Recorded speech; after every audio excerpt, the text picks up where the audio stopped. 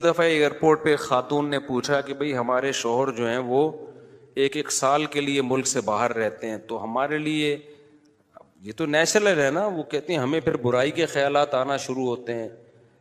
تو انہوں نے کچھ سوال پوچھے، وہ حیا کے خلاف ہیں، میں اس کو نہیں یہاں ڈسکس کر سکتا. میں نے ان سے کہا میاں کے علاوہ آپ کے پاس کوئی راستہ نہیں ہے اپنی خواہش پوری کرنے کا.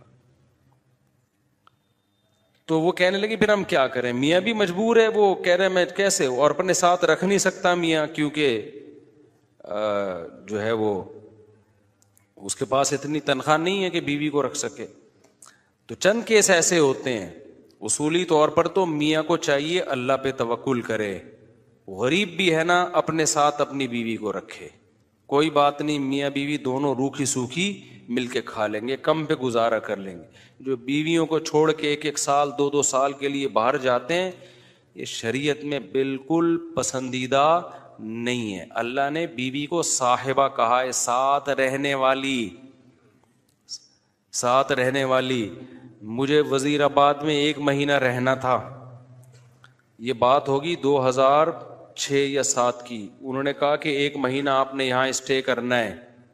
بیانات کے سلسلے میں نا مسجد 1 مہینے کے لیے میرے حوالے کی تھی.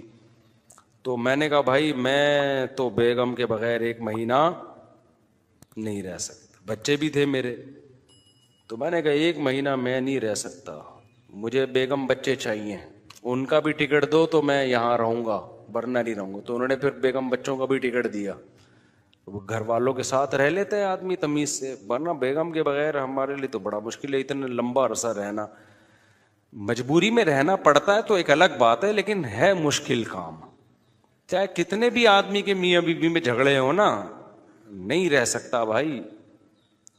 تو ایک سال کے لیے پتہ نہیں کیسے رہ لیتے ہیں لوگ بیگم کے بغیر. ٹھیک ہے ان کی مجبوری ہوتی ہے، میں مانتا ہوں، لیکن اس میں کوشش کرو اللہ پہ توکل کرو. بیگم روکھی سوکھی کھا لیں گے، لیکن اللہ میاں نے بیگم کو صاحبہ کہا ہے قرآن میں. صاحبہ کا مطلب ساتھ رہنے والی. صاحبہ کا کیا مطلب ہے؟ ساتھ رہنے والی. تو اس کا مطلب جب شادی ہو گئی تو وہ پھل ترو کی طرح تمہارے ساتھ چپک گئی ہے.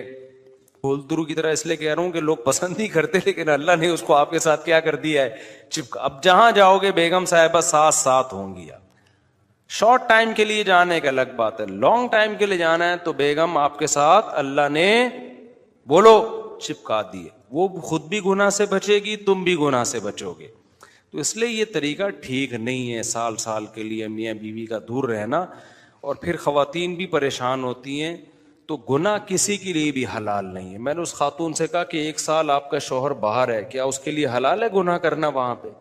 اس کے لیے حلال نہیں ہے تو آپ کے لیے بھی حلال نہیں.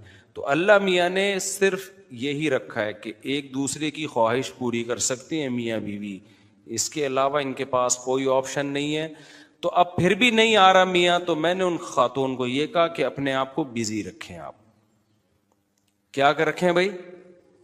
کوئی پازیٹیو ایکٹیویٹیز میں اپنے آپ کو کھپا دیں. ایسی موویز تو ویسے بھی ٹھیک نہیں ہے دیکھنا، خاص طور پہ فحش موویز دیکھنا، اور ٹک ٹاک پہ صبح و شام بے حیائی. تو جب یہ انسان کی عادت ہے، جب وہ اپنے آپ کو کسی پازیٹیو کام میں لگا دیتا ہے نا، تو چند دن پھر یہ جھٹکے لگیں گے، اس کے بعد انسان نارمل. کئی لوگ ہیں جو 1 سال گھر سے باہر رہتے ہیں مجبوری میں، بیویاں بھی رہتی ہیں، وہ گناہ نہیں کرتے. وجہ کیا ہے کہ وہ سوچتے ہی نہیں نا اس بارے میں، وہ اپنے آپ کو بزی رکھتے ہیں، مصروف رکھتے ہیں. تبلیغی جماعت میں سال کے لیے لوگ جاتے ہیں. میں تو اس کو صحیح نہیں سمجھتا بیگم کو، جوان بیوی کو چھوڑ کر جاؤ آپ. لیکن بہرحال جو جاتے ہیں تو وہ گناہ تھوڑی کرتے ہیں، بچے رہتے ہیں، کیونکہ وہ ایک خاص ترتیب میں اپنے آپ کو جوڑ چکے ہوتے ہیں. بہرحال یہ نہیں ہے اس کو. تبلیغی جماعت میں سال کے لیے جا رہے ہو، اگر شادی شدہ ہو بیگم کو بھی لے کے جاؤ ساتھ میں. ہم تو یہی کہتے ہیں تبلیغ والوں سے بھی، بھائی اگر سال کے لیے جا رہے ہو نا، تو یہ زمانہ بہت خطرناک زمانہ ہے. حضرت عمر نے جہاد میں نہیں چھوڑا تھا، تو یا اس کے لیے جو ہے وہ ایجڈ ہو گئی ہے، بوڑھی ہو گئی ہے، ایک الگ بات ہے. لیکن آج کل بہت مسائل کھڑے ہونے کا خطرہ ہوتا ہے. لوگ کہتے ہیں نہیں فلاں سال کے لیے گیا، کوئی مسئلہ نہیں ہوا. بھائی مسئلہ ہونے پر حکم کا مدار نہیں ہے، فتنے پر حکم کا مدار ہے، خوف پر. بے پردگی جب ہوتی ہے تو لازمی زنا نہیں ہوتا، لیکن زنا کا خطرہ ہوتا ہے. تو خطرے کی بیس پہ شریعت نے عورت کو پردے کا حکم دیا ہے. سمجھ رہے ہو؟ تو آپ اپنی بیگم کو 1 سال کے لیے جوان بیوی ہے اس کو چھوڑ کے چلے گئے تو ضروری نہیں کہ وہ برائی میں لگے، لیکن برائی کا خطرہ ہے نا، تو خطروں کی بیس پہ احکام دیے ہیں شریعت نے. برائی کا یقین ہو پھر تو بالکل ہی حرام ہے. تو خطرے کی بیس ہے، خطرہ اس بات کا، اس لیے اتنا لمبا بیگم کو چھوڑ کے جانا ٹھیک. اور میں آپ سے بتاتا ہوں، دیکھو جس کو بیوی کے حقوق دینے ہو نا، اپنی بیٹی کو سامنے رکھ کے سوچ لے. آپ یہ چاہتے ہو کہ آپ کی بچی کی شادی ہو اور داماد اس کو 1 سال کے لیے چھوڑ کے چلا جائے، تو آپ اپنی بیٹی کے لیے پسند کرو گے اس بات کو؟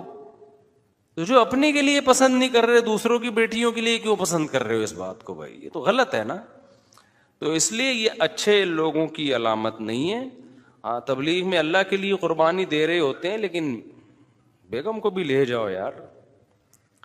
سمجھتے ہو گے نہیں سمجھتے؟ یا پھر شادی کے بغیر پہلے سال لگا لو، شادی کی ہے تو پھر بیگم کو ساتھ لے کے جاؤ. تو بڑے مسائل کھڑے ہونے کا خطرہ ہوتا ہے آج کل. تو اس لیے اس میں جب، اور اگر نہیں ہے کوئی صورت نہیں بن رہی ہے تو پھر اپنے آپ کو مثبت ایکٹیویٹیز میں اتنا کھپا دو. تو میں آپ کو گارنٹی سے کہتا ہوں چند دن چند مہینوں کے بعد آپ کے دماغ سے وہ خیالات نکل جائیں گے. تو آپ مصروف کر دو گے اپنے آپ کو، لیکن اس بیس پہ آپ کے لیے کوئی بھی گناہ حلال نہیں ہے، گناہ حلال نہیں ہوگا آپ کے لیے. اچھا بھائی، طاہر شمیر رحیم یار خان انٹرچینج سے جب بھی گزر ہو میرے پاس کھانا کھا کے جائے. ٹھیک ہے انشاءاللہ، صلو علی الحبیب. چلیں کبھی گزریں گے تو. لیکن وہی ہے، کسی سے ملاقات نہیں کروانی، سیدھا کھانا رکھ دینا ہے، اصرار نہیں کرنا. ہماری مرضی، کھانا کھائیں نہیں کھائیں، نکل لیے پھر ٹھیک ہے. ایسی دعوت ہمیں بہت اچھی لگتی ہے. دیکھو مجھے وہ مہمان اچھا لگتا ہے جو بے تکلف ہو. آپ سمجھتے ہو نا میری اس پوری تقریر سے کہ میں لوگوں سے ملنا نہیں چاہتا، ایسا نہیں ہے. بے تکلف آدمی مجھے پسند ہے. میرے پاس 3 دن بھی لوگ ٹھہر کے جاتے ہیں جو میرے رشتے دار نہیں ہیں، لیکن یہ وہ لوگ ہیں. کیسے لوگ ہیں؟ ابھی پشاور سے میرے ایک پرانے دوست آئے ملنے کے لیے. آئے، میں نے کہا السلام علیکم، کیا حال ہے؟ سب سیٹ چل رہا ہے؟ الحمدللہ. اس کے بعد پتہ نہیں میں بھول گیا، وہ خود ہی جا کے کھانا کھا رہے ہیں.